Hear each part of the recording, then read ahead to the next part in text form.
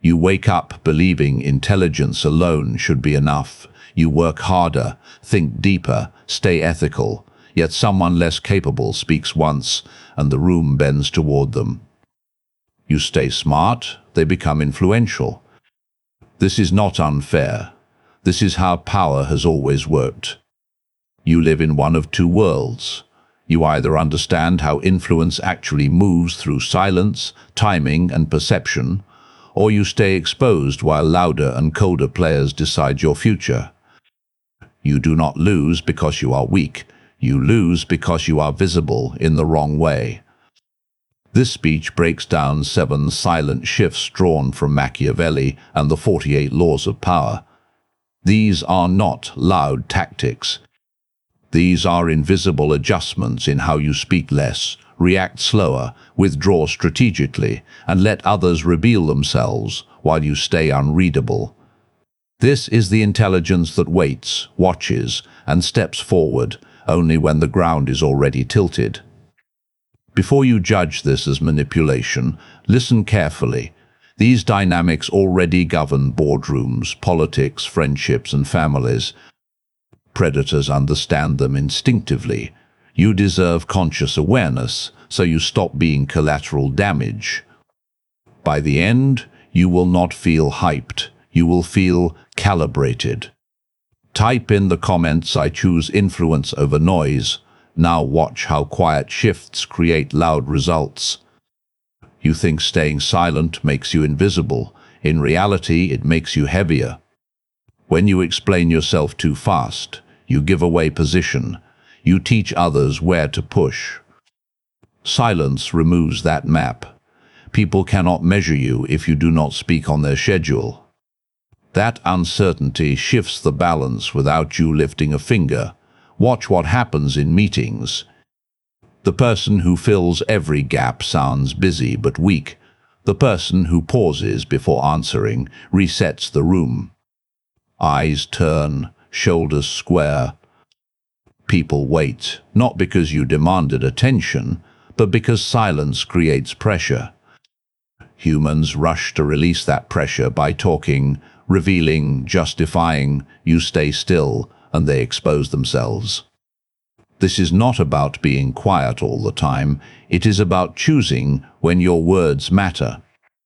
When you respond instantly, you look available. When you slow down, you look selective. Selectivity reads as value. Value attracts deference. You do not need to announce authority. Restraint does it for you. Most people talk because silence makes them uncomfortable. They fear being misunderstood. They fear losing control. You gain control by letting that discomfort sit. When someone challenges you and you do not rush to defend your stance, you send a signal you are not threatened. You are not reactive, you are grounded. That calm unsettles anyone trying to dominate you. This shift protects you. It keeps you from overcommitting. It keeps you from giving ammunition to people who listen only to use your words later. Silence is not weakness, it is containment. You are holding energy instead of spilling it. Use this with discipline. Do not go mute to punish or confuse. Use it to observe. Use it to decide. Speak when your words change direction, not when they fill space. The more intentional your voice becomes, the more weight it carries. Silence trains others to take you seriously before you ever say a thing. You lose power the moment someone else controls your reaction speed. When a message triggers you and you answer instantly, you hand them the steering wheel. They now know they can pull emotion out of you on demand. Delayed response takes that control back. It breaks the rhythm they expect and forces them to adjust to you. This is not about playing games. It is about refusing to be emotionally predictable. Predictability is easy to manage. Impulsive replies expose priorities, insecurities, and limits. Patience hides all three. When you pause, you buy time. Time lets you think clearly instead of bleeding thoughts onto the table. Watch how pressure works. A sharp comment, a passive email, a public challenge. Most people rush to defend, explain, or attack. They believe speed equals strength. It does not. Speed often equals fear. When you do not react right away, the other side starts filling the silence with doubt. They reread their own words. They wonder if they crossed a line. The frame quietly shifts. You signal status through timing. High-value individuals are not on call for every stimulus. They respond when it fits their agenda, not someone else's urgency. This applies at work, in relationships, and in conflict. When you choose the moment, you also choose the tone. Calm beats clever. Measured beats loud. Delayed reactions protect you from traps. Angry words cannot be taken back. Rushed promises become chains. Emotional replies create screenshots. When you wait, you see the full shape of the situation. You notice patterns. You see who is trying to rush you into a corner. This discipline changes how people treat you. They stop poking for reactions. They choose words more carefully. Some lose interest because they cannot control you. That is a win. You are not here to entertain chaos. Use this ethically. Do not delay to manipulate honest people acting in good faith. Delay to avoid being dragged into someone else's storm. Respond when your mind is clear and your position is strong. Timing is not hesitation. Timing is leverage. When you master it, your calm becomes authority, and your silence becomes a boundary. No one crosses lightly. You gain more control by listening than by speaking. When you talk too much, you reveal position, intent, and insecurity. When you listen, you collect patterns. Most people do not listen to understand.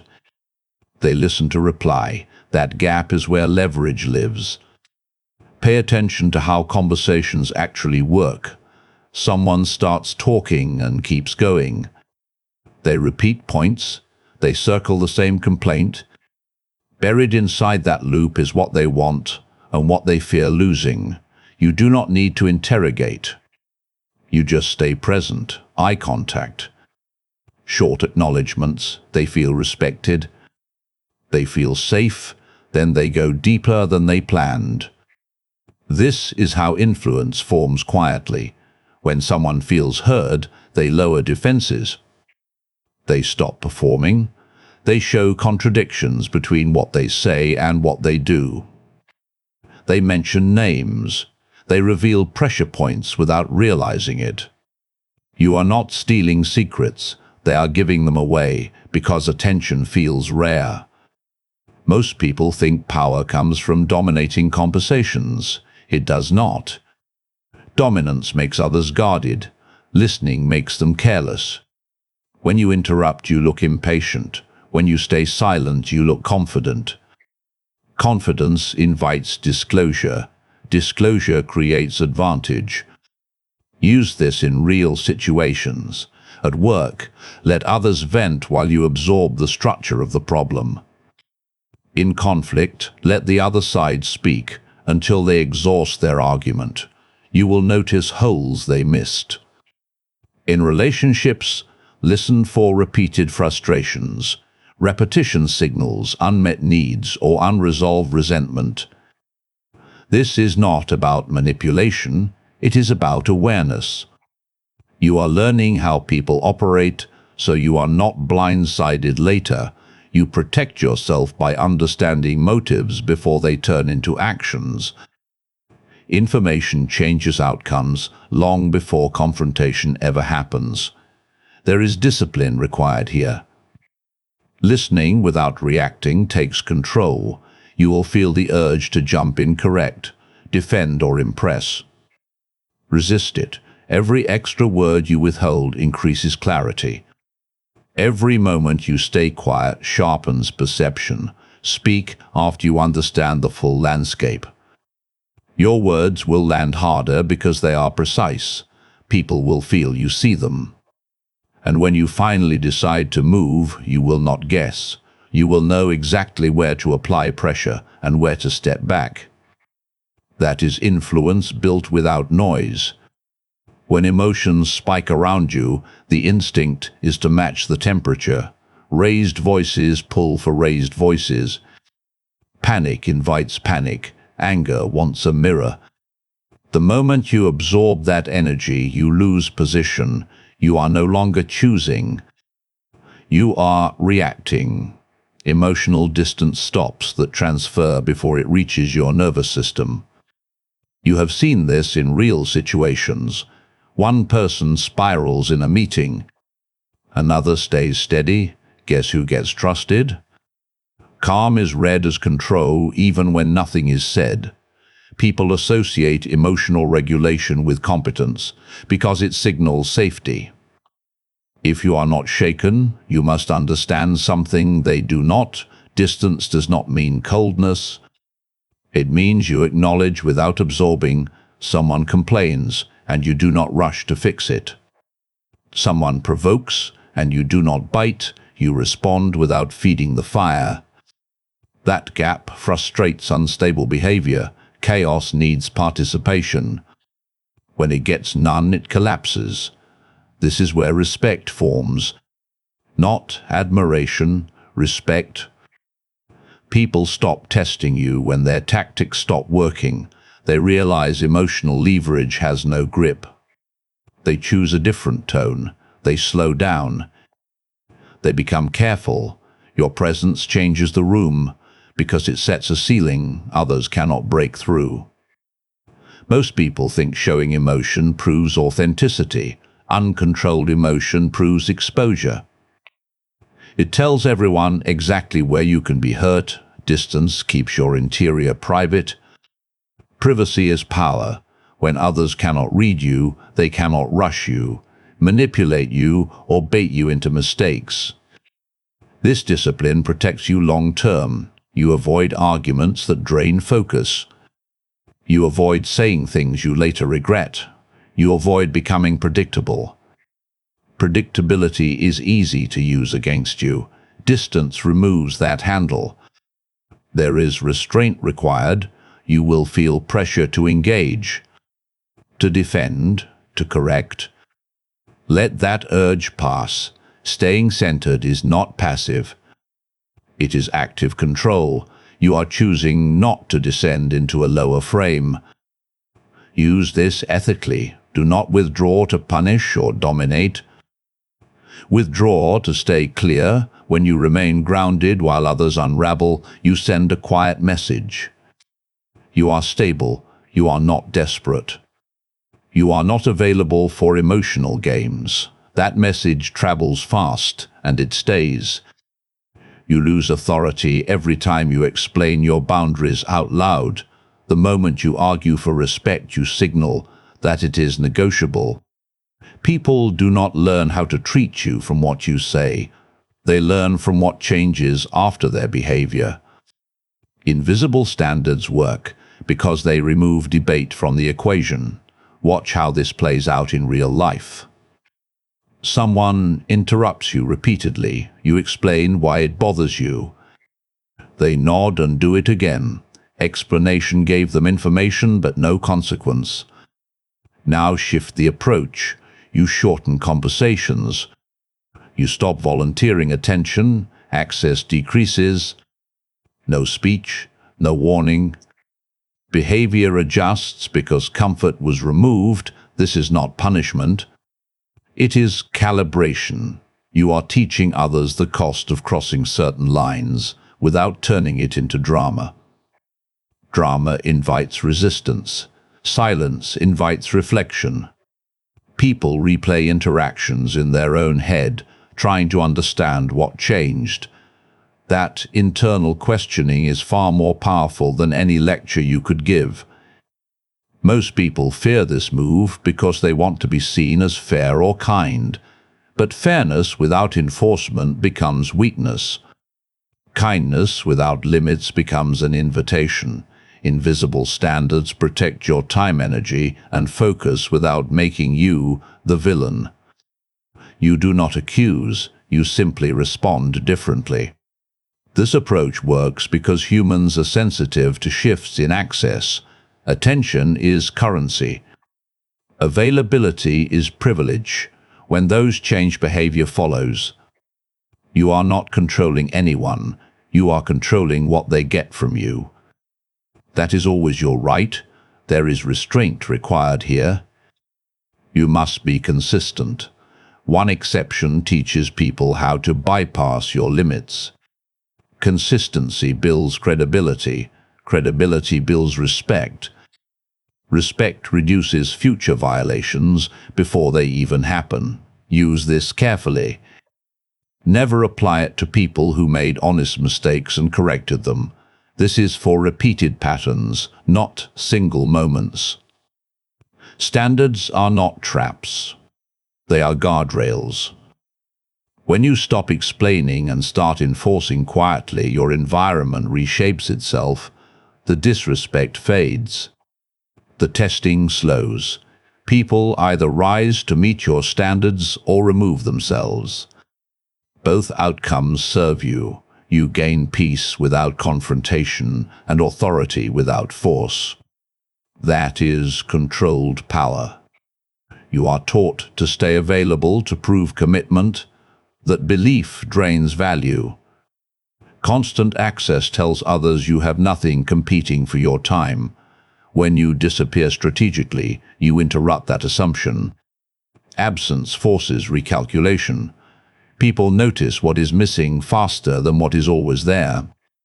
Watch how priorities reveal themselves. When you answer instantly, you become background noise. When you pull back without announcement, your presence gains weight. Questions start forming. Where did you go? What changed? Are you still reachable? That uncertainty sharpens focus on you without you asking for it. This is not vanishing out of spite. It is choosing when to be seen. High value always arrives with intention. Low value waits around hoping to be chosen. When you reduce availability, you signal that your life has structure, direction, and standards. Others instinctively respect what seems protected. This works because familiarity dulls attention. Constant exposure breeds complacency. Distance resets perception. People reflect during absence. They replay past interactions. They remember benefits they overlooked. Your silence gives space for appreciation to grow without pressure. Most people resist this shift because they fear replacement. They believe if they step back, they will be forgotten. That fear reveals dependency. Power grows when you know you are not disposable.